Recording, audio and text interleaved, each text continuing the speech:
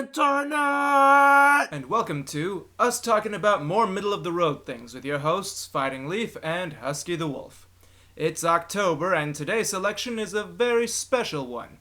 We normally don't do holiday-themed episodes, but I got this cheap at Goodwill, so that's what we're doing. Casper the Friendly Ghost was originally a series of cartoon shorts from a buttload of a long time ago, 1945 specifically, and his deal was that he was a super nice, friendly ghost, but everyone who saw him was instantly terrified of him. Skip ahead to the mid-90s and we see the theatrical release of the feature film Casper the Friendly Ghost. It was a moderate box office success and living proof that companies have been trying to squeeze money out of dead franchises for decades. And that brings us to our subject today, the Spooktacular New Adventures of Casper, a TV series meant to follow the movie. Although there is something a little different that it emulates a little more closely. Yep, time to show you guys the living death of comedy. It's time for Casper! The Spooktacular New Adventures of. Bite me, I had 3 days to make this stinking video. We're going non-linear again. The segment called The Ghostly Day pretty much sums up what the show is about. Like the movie, this psychologist guy, Dr. Harvey, voiced by, I think, Don Castellaneta, IMDb is not really clear on that, moves into a place called Whipstaff Manor with his daughter, Kat, here voiced by Kat Susie. Eat it! We know how to say it now! What's his problem?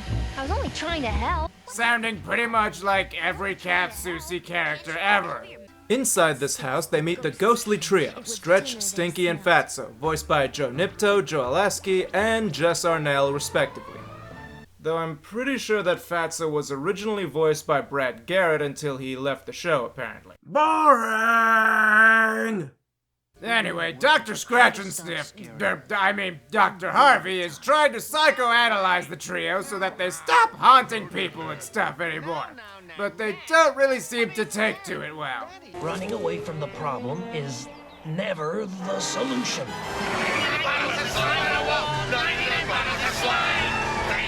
Although chasing after a problem is often the only solution. And then there's Casper, the only friendly one among them. We'll talk more about his character later, because there's still something more about the show you guys need to understand. It's got a variety of different segments, ranging from super simplistic narration style, goofy antic adventures, and even songs. I feel the self-hate cause I can't relate. I party trained late, I can't get a date. Forget about it, you're a ghost! Unfortunately, the songs aren't very good, with forced rhymes and low-quality punchlines. That's right, flip. This cartoon is trying desperately to be Animaniacs. Rather than tell a more linear story like Beetlejuice or the Mask cartoon tried to do, this one opts more for sketch comedy. Yep, and now that you know what it's all about, it's time for the next segment! Let's get started with these goofballs, the Ghostly Trio. Since they're almost always together in some capacity, we'll be tackling all three of them at once, since they all play the same kind of role in the show. They do each have their own gimmicks, though. Stretch is apparently the best shapeshifter among them. Not that that ever really becomes relevant at any point. Well, you like it so much, why don't you go there? Stinky is exactly what you'd think he'd be. Take it from me, doughboy. You just gotta stink 'em. And Fatso loves to eat stuff! Not that anything he eats actually stays inside of him. I don't get it.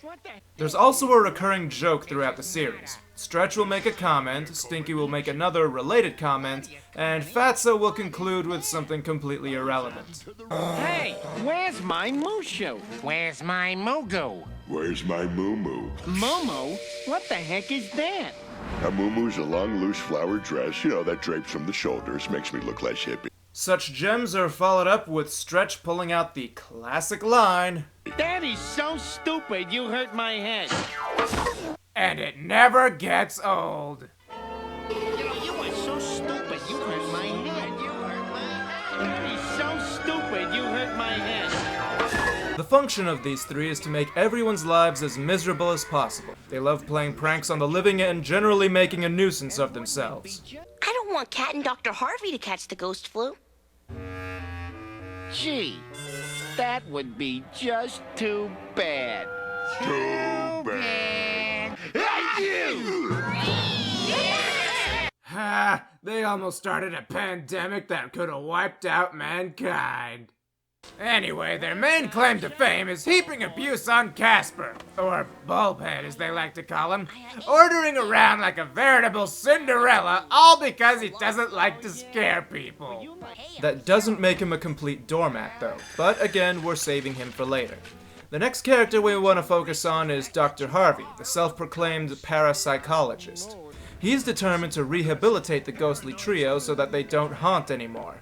No way! No how. No, Nanette. No, Nanette! He's definitely got his work cut out for him because it's really a lot easier to rehabilitate someone if they want to be rehabilitated.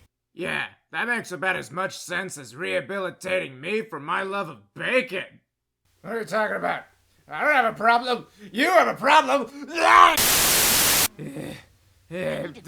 Anyway, everything in life is treated as a psychology session with this guy. What is your issue with winning? To be better than Spooky. And what is it you're trying to prove? That I'm better than Spooky. And what will you define about yourself if you succeed? That I'm better than Spooky. Now we're getting somewhere. My head hurts. Move on, please. After that is his daughter Cat, a painfully average misfit girl who finds herself making fast friends with Casper. No, these cartoons do not lend themselves well to giving anyone a deep character or personality, and Cat is no exception. One thing we can say about this chick is that she's got a sharp wit for banter and a bit of a short temper. Yodeleki-hoo. You're the no can do. I can't believe you're being such a pest. Yes, Kath Susie, we know it's you, we established that already. She usually tries to maintain self-control, be the bigger person and whatnot, but when she reaches her limit, she breaks stuff. This is not so cool a date! Okay, we've been giving Kath Susie grief for using the same voice she uses in everything, but that's only when Kat is any degree of excited. Not when Kath Susie is excited, but when Cat Harvey, the character, is... Oh boy, this is gonna get very confusing. When she's calm, she sounds more like this. Face it, Casper, you're just not actually scary. You're... friendly? Well, yeah. Yeah, that's a real energetic performer. All in all, she serves her purpose as Casper's confidant and occasional ribbing partner quite well. There are other characters, such as Spooky, Poyle, and Mrs. Banshee, but they're not really worth addressing here. Time for the main event, Casper himself! Here he is, the friendly one, in all of his ghastly glory, voiced by Malachi Pearson. I wanted to save him for last because, in a strange twist, he's actually the most interesting character to talk about. Most incarnations of Casper have him being this passive, boring sheet with no personality. Here, though, that's not the case. He gets mad, he cracks jokes, and even talks to the audience more directly than anyone. No thanks. I'm kinda camera shy. As if... I also mentioned that he's not a complete doormat in this series. He will stand up for himself from time to time. Hey, you can't do that to me. Why the heck not? 'Cause it's my turn. He gets jealous, vindictive, and sometimes just plain old feels like messing with people. Was so to a date. Oh! You're a dead man! No, duh. All in all, a solid protagonist who always has one or two tricks up his sleeve. Now time to discuss how it all fits together. Let's break out the guillotine. It's time for the execution! This show really does feel like it would fit in perfectly as an Animaniacs segment. The brand of humor is just about identical with pop culture references and wordplay humor. Heck, this show has many of the same voice actors as Animaniacs, including Rob Paulsen, Jim Cummings, Frank Welker, and others. The problem is that, first of all, it doesn't really do much to separate itself from the Animaniacs formula. And secondly, the songs. And D is for doggy do. They're not nearly as good or clever. One thing I did appreciate is how they kept their ghostly rules consistent. They don't have reflections, ever, can't be videotaped, and can't magically carry physical items with them through walls. They did make one goof on that point, though. In the episode Night of the Living Casper, Casper breaks into Cat's makeup and uses it to make himself look like a real boy. He still had all of his ghostly properties, though, and occasionally made the mistake of trying to go through walls when he wasn't supposed to. His clothes stayed behind, as is normal, but his makeup for some reason didn't. I'm not the type to spin elaborate theories which justify this sort of thing. This was just a goof that they either didn't think about or didn't want to think about for the sake of making the episode work. Either way, a minor nitpick in an otherwise good show. If you ever get the chance, I highly recommend looking it up. For what it is, it could have been a whole lot worse. Yeah, but it wasn't scary. Like, at all. Or couldn't there be, like, one good scare in the... Hello, I'm Casper. Wanna be my friend?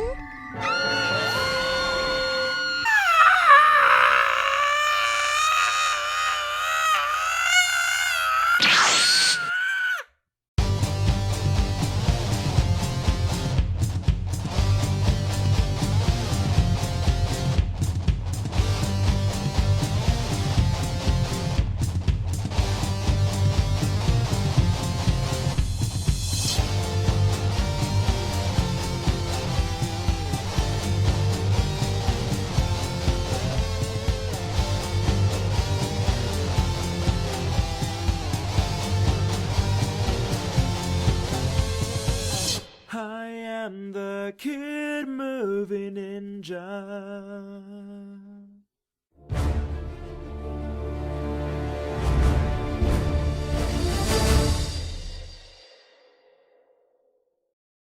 Yeah, falling over jokes are dangerous. This is a Patreon shout to Jordan Mathis, Steve Sharp, and Craig Palmer. Check out Steve Sharp's music at his YouTube channel, Sharp Rain Music, because he is awesome. You all are awesome. You all pledged money to me. Yay, awesomeness! Become a patron today by going to the link in the description below.